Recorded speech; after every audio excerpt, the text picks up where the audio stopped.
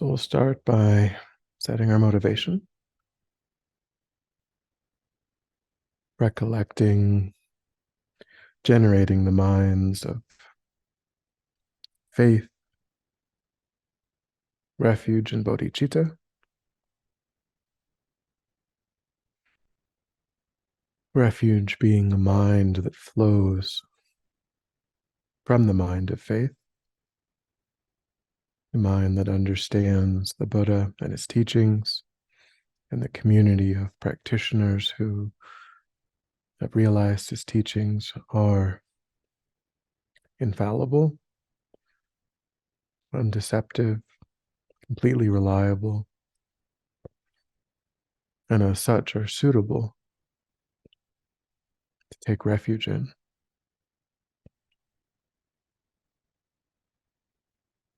And we think that the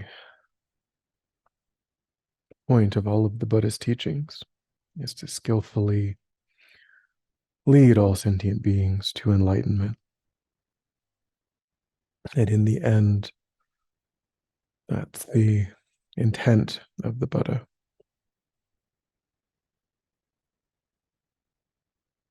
And the purpose of enlightenment is not for oneself, but to be of benefit to others.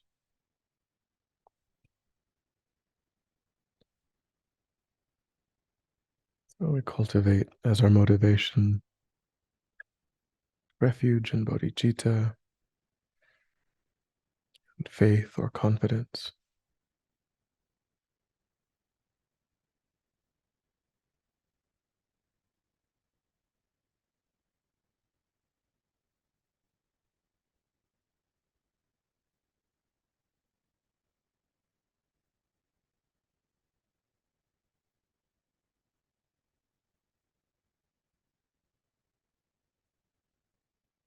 Right.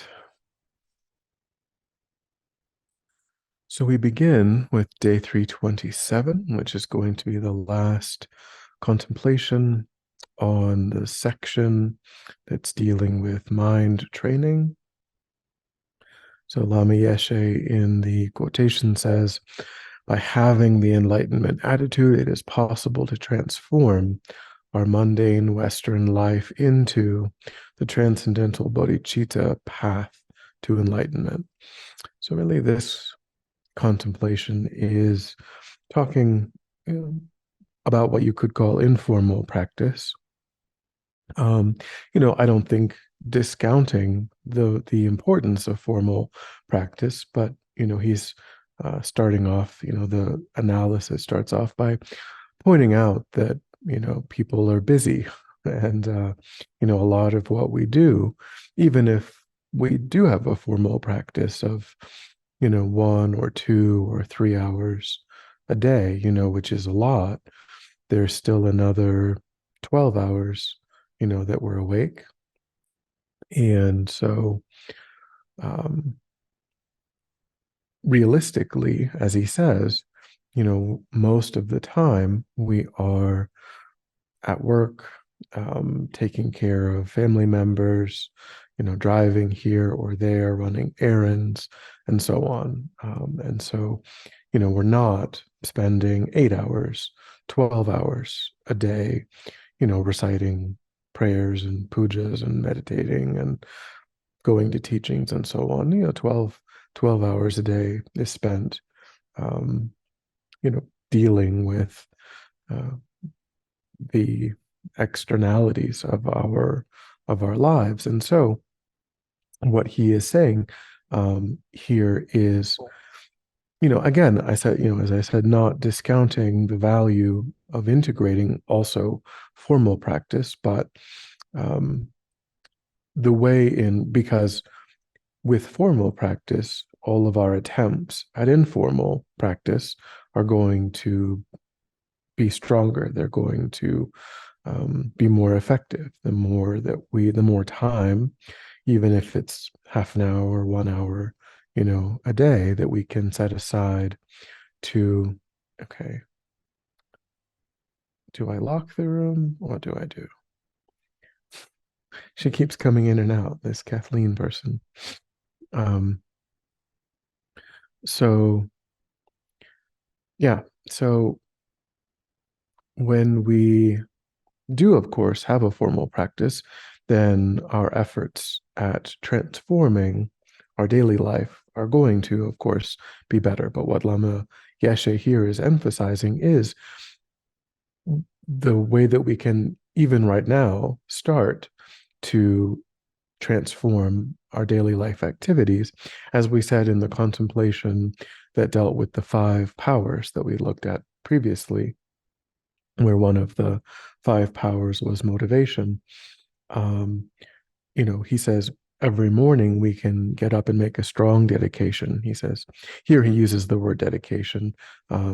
Usually in common parlance, dedication is what you would do after something, and motivation is what you would do before something. But regardless, um, it says, today I will try as much as possible to dedicate my life for others. So that's probably where he's getting the word dedication from. It's just not colloquial. It's kind of more colloquial and not sort of in the Buddhist context. Um, Today I will try as much as possible to dedicate my life for others, physically and mentally. I will do whatever I can to make my life beneficial for others. And then he calls that a motivation. Um, and then he says, think when circumstances bring problems and people criticize me, I will not become angry. So he's um, helping us to see how even, whether our formal practice is inconsistent or not yet, something that we've really figured out. This is something, that we every morning before we even get out of bed, as soon as we open our eyes, we can start to formulate this kind of intention for the day. Um, and then he says, with this strong motivation, whatever work we do, whatever happens after that is going to be is going to be influenced by that really, really strong motivation. Lama Zopa, this contemplation is Lama Yeshe, but Lama Zopa, has a text called "Transforming a Suffering Life into Happiness," and that is also, if someone on the internet is looking for, a more formal practice to use in the morning, that is what Lama Zopa has been recommending, has recommended for many decades. It has gone through different versions over the years, but it's called Transforming a Suffering Life into Happiness. It has various different parts. There's a glance meditation on the Lamrim. There's some mind training teachings. There's some mantras. So if a person, that's different. That is formal practice, but rather than what's being talked about here, that is a more, a longer, more formal practice. But in terms of what a person can do right away in the morning, if a person is looking for something a little bit more detailed, then that's what Lama Zopa had always been recommending. But the general idea of this contemplation is that, um, you know, as Buddhism always emphasizes, it isn't so much what we do, it's why we do it. It's what the animating factor is, what is um, causing us to engage in that action. And so if we have to go to work, or we have to go to the grocery store, go to the post office, whatever it is, if we set the motivation that I'm engaging in this activity not just to get the groceries, not just to mail my packages, but to be of benefit to all of the sentient beings that I interact with, from the time that I, leave my front door to the time I get back to my front door, assuming there are no other sentient beings present in your home. Then you could, of course, think, now that I've gotten back, may I be of benefit to the sentient beings that I share my home with. Of course, you can always be doing this. You can always be setting motivations. Here, Lama Yeshe is talking about in the morning, but of course, reiterating our motivation throughout the day is very powerful as well.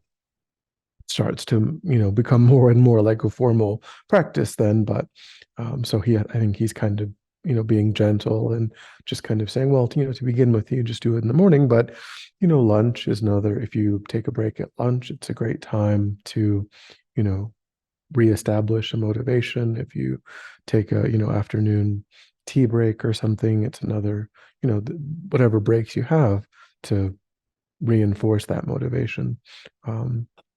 So he's saying this is something that we can practically do to make spiritual progress, irrespective of a quote unquote formal practice.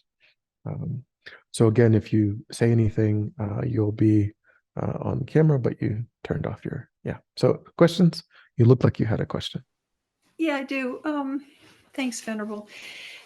I mean, I have a morning, I do 6 sessions Guru Yoga because it's Mm-hmm. a commitment, and that's sort of that's how I set the day.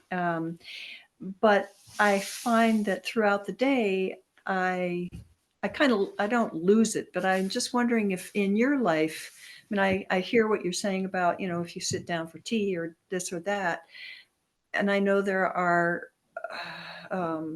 monks who do a little every 15 minutes, there's a little chime that goes off. I'm just curious about how you continually keep yourself motivated, if you have any little things that go through your mind in the day. I don't know that Lama Zopa has a book on bodhicitta mindfulness, a little booklet. It's not like a full. Those can be, those are like little kind of like slogans in a way, like Lojong slogans in a way. Um, and so, I mean, those can be helpful. I feel like, they talk about every time I mean, of course, a lot of in the past when people have looked at that and they're kind of like, well, this is a lot, because it talks about, every time you turn on a light switch, thinking about you're illuminating, you're sharing, you can think of sharing the light of the Dharma or illuminating the lower realms with wisdom, and every time you get up from your seat, you think I'm rising up to enlightenment, or or you leave it, you go through a door, you think I'm leading all sentient beings through the doorway into enlightenment. So some people are like, well, I could go crazy if I'd really tried to everything. So I don't, that it can be, and if a person has maybe like an OCD kind of personality, then maybe that's not so good. They might, not like clinical OCD, but kind of just that sort of personality type. Maybe it's not so, and maybe those are the people that think it's not such a good practice. I don't know. Um, but those are, I think those are helpful, or can be. And there's a number of different slogans for, washing, even like, washing away the stains of, so like, and then, doing the dishes, or, cleaning away so there's all kinds of ways that Lama Zopa, is giving us with his booklet, Bodhicitta Mindfulness. Those are helpful. But yeah, I mean, other than that, I think it's, um, I mean, doing, like little short meditations, can be helpful, 10 minutes, here and there. Um, but no, I don't know that I have anything in particular.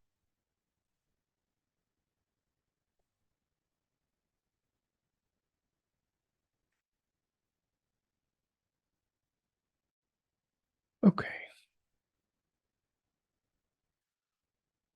So we finished that subsection on the mind training teachings, and now the remainder of the chapter on bodhicitta is going to deal with the activities of a bodhisattva.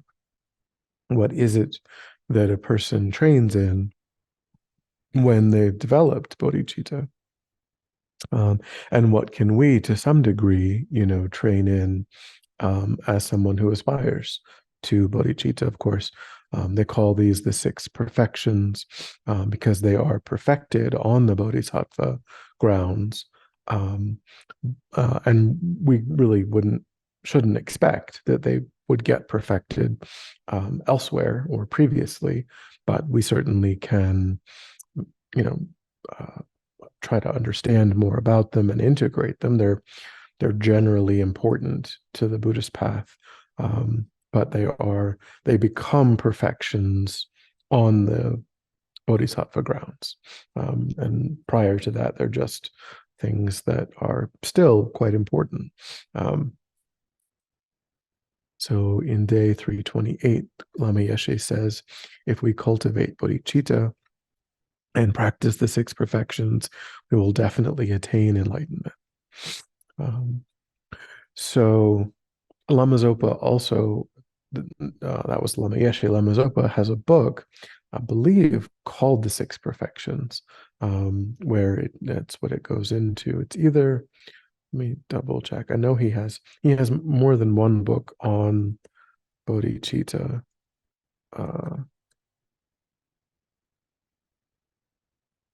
Yeah, The 6 Perfections, the practice of the bodhisattvas is the book I was thinking of.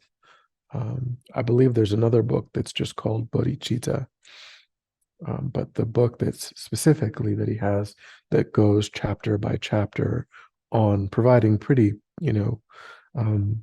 fine detail on each of the 6. I mean, it's not like a scholarly, like, in the same way that, some that maybe Jeffrey Hopkins or somebody would. It's more, because Lama Zopa is very practice based. And of course, all of Lama Zopa's books are oral teachings that someone edited. He never sat down and typed out a book. Lama Yeshe never did either. All of those are compilations of oral teachings. But it's a wonderful book. Okay, so, and then in the commentary, it says the Mahayana way of bringing the mind to enlightenment is gradual. As we have seen, in order to develop universal love, we first have to develop equilibrium. On that basis, we generate the Bodhisattva's mind of enlightenment, bodhicitta. Having done so, our duty is to actualize the 6 perfections of charity, morality, patience, effort, concentration, and wisdom. So charity or generosity, usually generosity is a little bit more common as a translation. So generosity, morality, also ethics is a very common translation. And then patience, effort is also often joyous effort, and then concentration and wisdom. And those are usually just concentration and wisdom. So, and then he says the Bodhisattva's practice of charity or generosity, or in fact, any of the 6 perfections, has to include the other 5. In other words, charity must be practiced together with morality, patience, effort, concentration, and wisdom, especially the latter. We need to have a profound understanding of emptiness in what we call the circle of the 3, the emptiness of the object, the emptiness of the act, and the emptiness of the recipient. So that is really the main aspect of what generates it as a perfection, is when it is sealed with direct, non-conceptual realization of emptiness. So, and of course, I mean, even an inferential understanding, a correct inferential understanding would be very helpful, but that's really what moves it from, oh, I'm just sort of generally practicing, I'm interested in becoming more generous. I'm trying to be more generous. I'm practicing it. It doesn't really become the perfection of generosity until it's sealed with an understanding, a really, really, really direct understanding of emptiness. And of course, prior to that, still we're trying our best to bring to bear whatever level of emptiness that we do have, that we do, we do our best to continually recollect, as he says, the emptiness of the three spheres. So, the person, so with like, concentration, it would be like, the meditator engaging in meditation, and then that which is meditated upon. Those would be the three spheres. With generosity, it would be the person, making the act of generosity or charity, and then what it is that a person is giving, and then the person to whom you are giving. So the three spheres can be different, but generally it is the agent, the action, and then the recipient of the action, is the three spheres. And so, and when he says, combining all of them, then like with yeah, question. Sorry, is that why it is? And I've heard it occasionally. I don't think I do it myself, and obviously it sounds like I should. But after a meditation, and I'm recollecting an evening express meditation of Vajrasattva, and at the end, the young woman who was leading went through that, and I realize I'm not doing that, and I wonder if that is the seal for a meditation. It's very common. I mean, we don't even really do that here. It's in terms of, it's not something that we even have always or frequently include, but it isn't uncommon, that it's because because it's always very helpful to always just, I mean, in general, anytime that we can avoid using anything that we do to feed the reification, the concretization that we habitually or are reflexively doing, any opportunity that we have to undermine that is helpful. So it's certainly Lama Zopa, that's one of, I mean, I'm sure that it's very likely that kind of paragraph where, the I who is empty, the vow to lead all sentient beings who are empty from their own side, to the state of enlightenment, which is empty from its own side by through my own action by myself alone, who am empty from my own side. He probably didn't write that. That's probably part of a Tibetan, common dedication prayer would be my guess. But it is something that he would always, every teaching that he would give, there would be a section like that. So yeah, I mean, it's definitely very helpful, and you know, anything that we can do to recollect emptiness is very helpful. But yeah, I mean, it's not, it's, it isn't, I guess centers, they're free to do whatever they want. But you don't see it a lot in like classes necessarily, but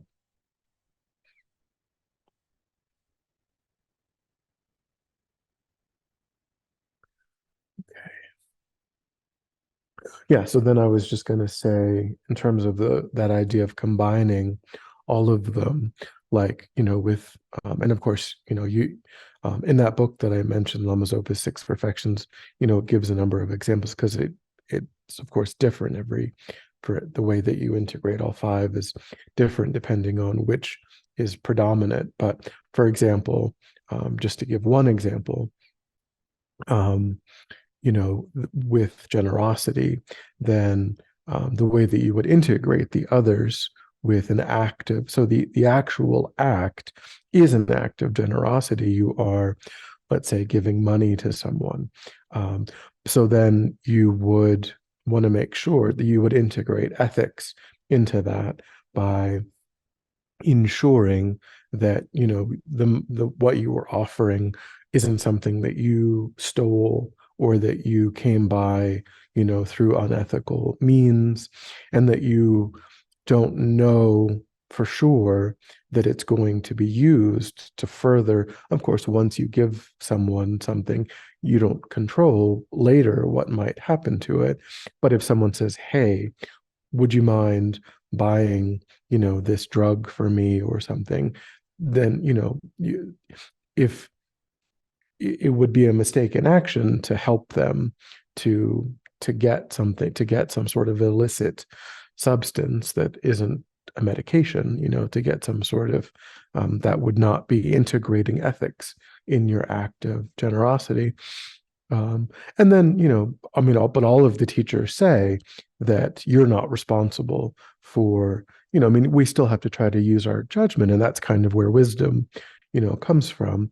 But at the same time, like we might be thinking the worst of people in certain situations and jumping to conclusions that aren't, so, but that is how you would integrate wisdom, for example. Also, you do have to think about like what is the totality of the information that's available to me in this moment, and how do I make the best decision? Is the best decision maybe food? Is it maybe something else? How do I make the best choice that I can with how I am going to be generous in this moment? And then with patience, if that other person seems dismissive or rude, or then your practice of patience is to not let that negatively impact your decision to be generous. If they didn't respond politely, if they didn't respond with enough deference or enough, then you're just like, well, that has nothing to do with me. I was engaging in my act of generosity, and their mind is, not related to my act of generosity. So that would be how you practice patience. And then with effort, that would be like, what am I, as I'm progressing in my generosity, am I willing to engage in acts of generosity that require greater and greater degrees of difficulty? Do I only act generously when it's super convenient, when there's no downside to it? And of course, that's a great place to start. If that's where we're starting from, fantastic. But if our goal is to deepen our ability to be generous, then effort, we need to give with a joyful mind, and we need to, try to even be willing to give in increasingly more inconvenient circumstances, and not just think, well, yeah, I could do this generous thing, but maybe I'd rather not, and so on, kind of. And then concentration, that would kind of be, um, you know, really thinking about, kind of not just doing it in a careless or kind of haphazard way, but really, wanting to be of benefit, thinking and trying to stay uh, on track, like when you're really being fully present with that act of generosity, and really hoping that it's of some benefit to them, and not just being like, oh, here you go, but being deliberate and being present, and with that. And then, like I say, of course, when we engage in ethics, we also have to do that. with a generous spirit, with patience, with effort, with concentration, with all. So we're integrating all of these all of the time is the goal, and that's related to making it be a perfection rather than something isolated, which is separate from the perfections.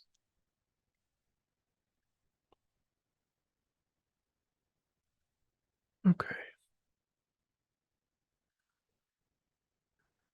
Any thoughts or questions? I might be spotlit again now. I think I am. Now that we are three.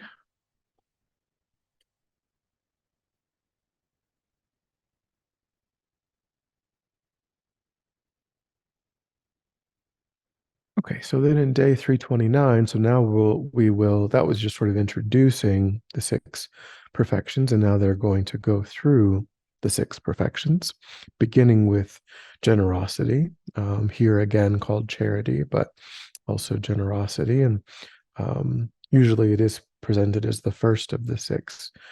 Typically there's an order to the six when they're discussed, and in that historical order, generosity is typically the first. So Lama Yeshe says, from the Buddhist point of view, charity is not about what we give, but how and but why and how. So then, as I said before, in the description, it emphasizes that that it isn't so important what we're giving. Of course, those to some degree, wisdom and ethics, play some role in choosing what we're being generous with, but mainly the goal of the training in generosity is to really isn't about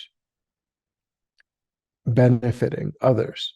That's really not, of course, when we're doing it, that's part of what we're thinking about is, but the training, the mental training, the internal psychological training is to be willing to give away everything for the benefit of others. So it isn't, so what I mean by saying that it isn't about it, maybe the better way to phrase what I said is that it isn't a training in changing the external circumstances of every other sentient being, because that's ultimately not possible. If in order to perfect the training in generosity, we don't have to have been successful in actually transforming the situation that every other sentient being is facing, because you can't use giving to accomplish that. You can't, regardless of how much wealth or time or material possessions you give away, you can't, that in and of itself doesn't fix cyclic existence. That doesn't fix the existential circumstance that sentient beings are in. It is help, but so ultimately the goal is to internally become someone who is willing to have to give away anything and everything that they have access to, that they possess, in order to bring some benefit to, because benefit is benefit, and we should, that's the whole point, is whatever I can do to be of benefit. But it's an internal, the benchmark of having accomplished the perfection of generosity isn't measured by some degree of changing how much wealth every other sentient being on the planet has, or how much comfort every other sentient being on the planet has, because all of the Buddhas of the past, they perfected generosity, and yet sentient beings, I mean, some sentient beings were affected by that in very beneficial ways, and other sentient beings were affected by that in lesser, beneficial ways. But still, sentient beings persisted in cyclic existence generally. But at the point where that bodhisattva has reached an internal psychological mental state where they have absolutely no interest in retaining anything that they might be able to ethically, provide, to give away. There isn't some teaching where, bodhisattvas are robbing banks and so on, to do things. But whatever it is that they do possess, they have absolutely no regard for it. If there is some benefit, then they will just give. They will just release anything that they have any kind of ethical connection, any kind of, association with, to just provide some benefit. That is how you would know that that bodhisattva has reached that level, not by, some degree of actually affecting society or affecting, bringing, eliminating a certain amount of poverty or what have you. Like Lama Zopa, people, as I think I've told this story before, at the end of teachings, people would, kata lines are very common in all teachings, and people would go and the people would, he was Lama Zopa, so people would bring statues. Some people would actually bring like gold coins in Asia and so on, or even like bars of gold. Because giving gold, and it's in the sutras and things about like giving. And even in the same line, Lama Zopa would give them to other people. Like he would take it from one person and then he would give it to the next person. Um, Kind of, I think, also helping those people to not be attached to their gift, like helping them to see that, that they shouldn't think, oh, I only did something generous if Lama Zopa like keeps it in his room and like he looks at it and it, but saying, rejoicing in his ability to utilize it in some other skillful way that's not. So I think it was mainly a teaching that he was giving to his students about their own perfection of generosity, but it demonstrated too his perfection of generosity, that he wasn't hoarding all of those things and just using it for his own benefit. um,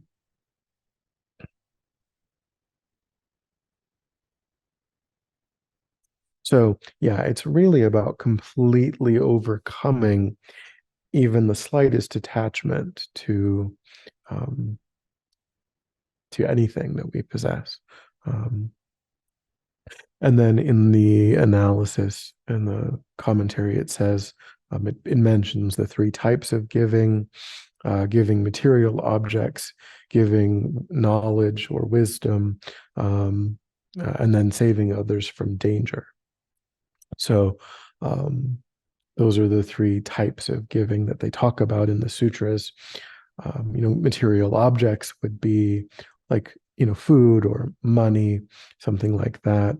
And then giving teachings, teaching to whatever degree we can, helping people, work on their minds, even if it's just, saying like, hey, have you considered, you know, a breathing meditation practice, or, you know, whatever we can share, not in a proselytizing kind of way, but if people are open to it, if people ask a question, if people seem interested, then providing whatever degree of techniques or ideas that we can share, that will help them to work on their mind. And then saving others from danger literally means, protecting people's lives, or the lives of insects or animals, or bugs and so on, that, so taking the spider outside and so on and putting it like in a tree, or, in a sheltered place, anything that we can do to save others from danger is one kind of generosity. But what they say is that ultimately, of the three, giving wisdom about the teachings is the best, because, even though you may prolong a particular incarnation by saving them from danger, and we should, is not to, I mean, if a sentient being is in danger, then they are in danger, and that's how you would respond. But when you help a sentient being work on their mind, then you potentially are actually helping to create a positive karma that goes beyond just this one incarnation. Whereas the other two types of giving, sort of necessarily, they're kind of limited to benefiting just that one incarnation. So, of course, he says, we should do whichever of these we can with as much understanding as possible according to our ability. So it isn't to say that, if you don't have an opportunity to give, help someone work on their mind, then you shouldn't do anything else. But it's just, of the three, that's the only one that can go beyond just one lifetime in terms of the benefit that the sentient being is receiving.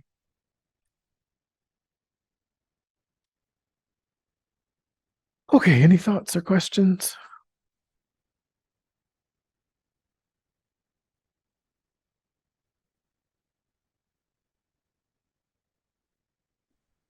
This is something that's been bothering me for a minute. I know, I promise it won't be that silly. So you were talking about putting the spiders outside. And I think a lot of times we put them outside due to our aversion of the spiders. We don't want them in our living space with us. But right now we're in freezing. So by putting a spider outside, now I'm putting them in to an even more dangerous environment. So, that's kind of where I'm at. Yeah. Yeah, sure. Yeah, I mean, I think, it depends too on, like, if, I mean, I don't know anything about various, insects and what their tolerance is for hot and cold, and I don't know. But we have to think too about, like, how are they going to get food is one. I mean, it could be that they've kind of gotten themselves into a abnormal situation for them, where they don't have access to water or food. And I don't know. I mean, so I'm just not sure. So again, that comes back to combining, all of the perfections, thinking about what is all of the information I have about this situation. How do I act with as much wisdom as I can? What is is it an ethical act of, is it really an act that's ethical, or does it seem? So definitely it could be a different, depending on the circumstances. It might not always be exactly the same action. It could be that, could be like you're saying, maybe in a certain circumstance, leaving it alone is, and then maybe you go over and you recite mantra and you blow, and then, in that way you're perhaps protecting their life in that way. And to some degree, you're offering, some sort of imprint, as best you can. And who knows, but that's kind of all you could have done in that situation. So, but yeah, that's an important point, is that, we shouldn't always just do, we have to really check our motivation, is what you're saying, which is definitely true. If the only reason that we're doing it is because it would make us more comfortable, then it's not necessarily the right thing to do. That's definitely a good point. It's either that or I become the queen of the spiders at my house. Yeah, and that's that's another wrinkle too, is like with some things, are they going to replicate in a way that eventually is going to become untenable? I mean, are we going to be happy? Like, maybe we might make a particular decision when it seems like it's just one or two, but then down the line, what if it's now hundreds? And then now we're in a position where we're going to end up killing now hundreds of different sentient beings. Whereas if we had made a decision when it was just one or two, so, and again, that's wisdom, right? That's looking at like what is the totality of everything that I know about what's happening, and what is the implication of my decision, and am I really putting myself in a situation where it could be worse? Like, I might have to choose between two maybe not great decisions, and like, is one ultimately going to be worse than the other? So yeah, that's why Buddhism is so difficult. It doesn't just give you this is right and this is wrong. Um, it's really thinking about all of it, taking as much information as we can, and really, really checking our motivation, and thinking, why am I doing it this way? And is it really wise? Is it ethical? Is it this? It's not easy. Being very kind and dear, Sheila. I know that the snow is coming here. We've had a couple of snows, and when I find an insect in the house lately, I've been putting it outside and saying, "Go find your home, because your home is outside, and good luck," and a little mantra, and adios. That's sweet. Thank you.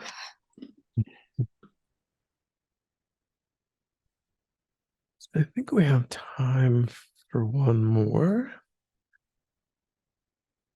So ethics is the next.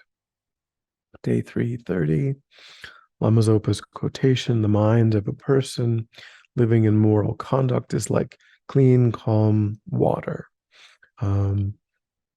And then in the description, it talks about, again, three different types of morality. The morality of restraining ourselves from non-virtuous actions, ripening our mind, and then working for other sentient beings. And the first type, restraining from doing non-virtuous actions, is in the context of the 10 virtuous actions. So understanding, understanding what the 10 non-virtues are and trying to avoid them. And then the second refers to developing whatever virtues don't already exist in our mind. And then the third, working for the welfare of others, means more than just helping them with mundane needs, and includes guiding people with no idea of Dharma so they can come to know it and follow it. But again, of course, quite important to not have an attitude of proselytizing. But if a sentient being, a person in that case, seems well, of course, but also reciting mantras and things for animals, of course, is part of that, doing whatever, and with that, there's no danger of offending them, or so we should do that, if we can. That's the best we can do to try to provide some imprint. It may be limited, but there's no other option. And then, of course, with humans who seem interested, are asking questions, are curious about what we're doing, we can kind of share a bit and see, what the results of that might be. And then, and taking time to answer questions and help to whatever degree. It could also be in, in centers and so on with fellow classmates, and, making sure that we do our best to be available to help. And it could be, of course, connecting people with the right, being like, well, I'm sorry, I don't know that, but this person, this is where you can find that, or maybe this book, or you could ask so and so, but not just being like, don't bother me, I'm busy, kind of making time to help people.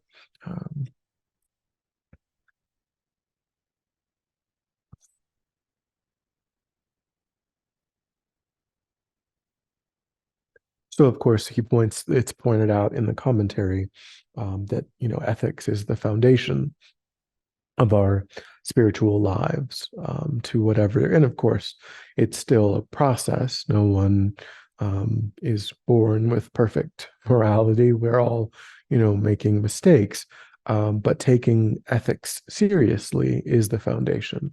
And then understanding what is a virtue, what is a non-virtue, and distinguishing between the two, and aspiring to virtue and aspiring to avoid non-virtue, purifying actions done that are non-virtuous, and making an effort to follow virtue, to engage in virtue, is the foundation. Because if that's not clear in the mind, then there's a really big, of course, there is a disconnect between the ideals that we're seeing in the teachings and what we're presented with, in our meditations about, loving kindness that embraces all sentient. So of course there's a disconnect, but we're widening that disconnect if we're stealing and lying and committing sexual misconduct and doing, all of these overtly harmful things, and then thinking about generating love and compassion. Now, still, of course, we should do that. I mean, if there is that disconnect, then what I would say is that every time that we think about virtue in a formal context, we're kind of shining a light on that disconnect, and hopefully, that will spur us to make better and better choices, over time. But still, it's important to recognize, to highlight that ethics is the foundation of everything that we accomplish on the spiritual path. And as Venerable Robina says, vows are what the Buddha, kind of his favorite vehicle for virtue. So the 5 lay vows, the one day, the Mahayana precepts, the one day vows, the vows of a monk or a nun, the Bodhisattva vows, tantric vows. Those are all forms of ethics. There's ethics for a lay person. There's ethics for a bodhisattva. There's ethics for a tantric practitioner. There's these different levels, different kinds, different spheres of ethics. So like if you've taken the one day vows, then because you've taken the one day vows, then singing and dancing is unethical for that day. It's not unethical by its nature. It's not unethical. It's not harming anyone, but you made a vow. You freely, voluntarily took for just that one day a vow that you were going to focus. You were going to use that 24 hours, and some sleeping, of course, but you were going to use that day to focus on virtue, on the teachings, on prayers and meditation and so on, as best you can. So engaging in frivolity is something you said you wouldn't do. So of course there's things that are naturally negative, things that are negative by prescription. But those are all training. They're all helping us to move in a virtuous direction.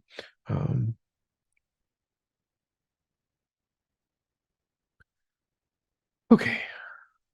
So that's the, as I said, that's the vehicle that the Buddha really emphasized for how to train in ethics, is to when we feel ready, to whatever degree we can, to take those different levels of vows, and then to adhere as best we can, and to purify transgressions of the vows, to understand what is a transgression, what does it look like to uphold the vows purely, what does it look like to transgress the vows, and then to purify transgressions, and then to make effort, over time, to hold them more and more purely, as we, without making ourselves, crazy about it, but, you know, being kind to ourselves, but still, taking it seriously. Any thoughts or questions about the perfection of ethics or morality?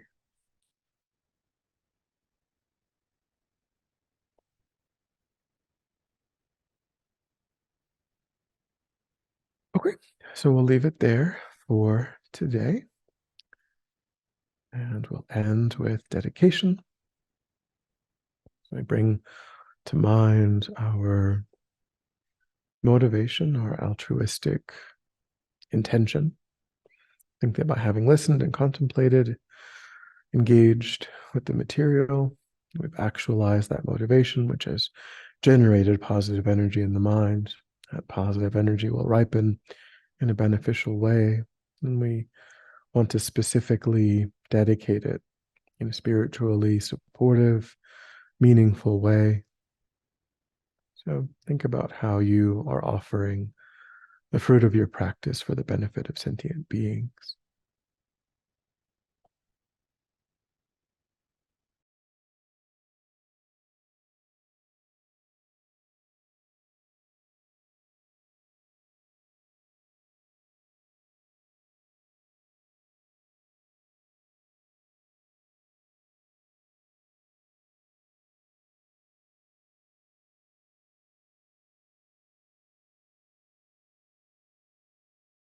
All right. Oh, have a good weekend. And yeah, You we too. will pick it back up on Monday.